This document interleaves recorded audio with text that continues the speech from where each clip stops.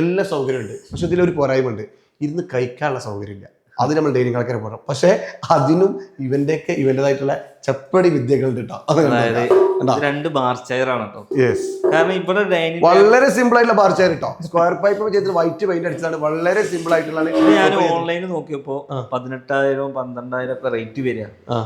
ആകെ ഒരു 4 ചെയർ കമ്പി വാങ്ങിയിട്ടാണ് അടിച്ചുണ്ടാക്കി. ഞാൻ പറഞ്ഞേ കാപ്പാണി മുക്കാ ചോർക്കുന്നത്. ഇതിങ്ങനെ വലിച്ചു കഴിഞ്ഞാൽ ഇതുവരെ ഉണ്ടാവാത്ത ഈ സാധനം വലിച്ചു കഴിഞ്ഞാൽ നമുക്ക് ടേബിളുമായി നല്ല രസകരമായിട്ട് ഒരു ടേബിളുമായി ഇവിടെ ഇരുന്നിട്ട് എന്ത് ഭക്ഷണം നെജിലുണ്ടാക്കിയാലും അതിനെ കുറ്റം പറഞ്ഞുകൊണ്ട് ഇങ്ങനെ കഴിക്കാൻ പറ്റുന്ന അടിപൊളി സ്ഥലം. പിന്നെ മെയിൻ ആയിട്ട് ഞാൻ എന്റെ വൈഫിന് കിച്ചൺ ചാനൽ തുടങ്ങിയത്.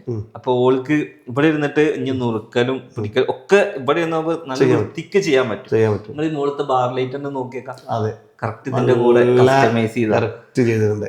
അതോ ഞാൻ പറഞ്ഞത് ഇപ്പൊ എന്താ ഇത് കിച്ചണിൽ ഇതുമായി നമ്മളെ പണിയെല്ലാം കഴിഞ്ഞ് കഴിഞ്ഞാല് ഇത് അകത്തേക്ക് അങ്ങ് തള്ളി അടിയിൽ നമ്മൾ എന്താക്കി അടിയിൽ ടയറാണ് കൊടുത്തിട്ട് ടൈലിൽ സ്ക്രാച്ച് വരാതിരിക്കാൻ വേണ്ടി അടിയിൽ ടയറാണ് കൊടുത്തിട്ടുള്ളത്. ആ ടൈൽസിന്റെ മുകളിലൂടെയാണ് ഇത് വലിക്കുന്നത്. എന്നിട്ട് ടൈൽ സ്ക്രാച്ച് വന്നിട്ടില്ല. അസർവ ടൈൽസ് നിങ്ങളെ വീടിനെ മനോഹരമാക്കുന്നു. ഇതിന്റെ കൂടെ ഒരു പരസ്യം കൂടെ കേട്ടോ. ഇതിങ്ങനെ കയറ്റി വെച്ച് കഴിഞ്ഞാൽ നമ്മുടെ കിച്ചന്റെ സൗകര്യങ്ങൾ ഫുള്ള് റെഡിയായി. കിച്ചൺ ആദ്യത്തെ പോലെ തന്നെ നല്ല സ്പേസ് ഉള്ള കിച്ചൺ ആയിട്ട് മാറി.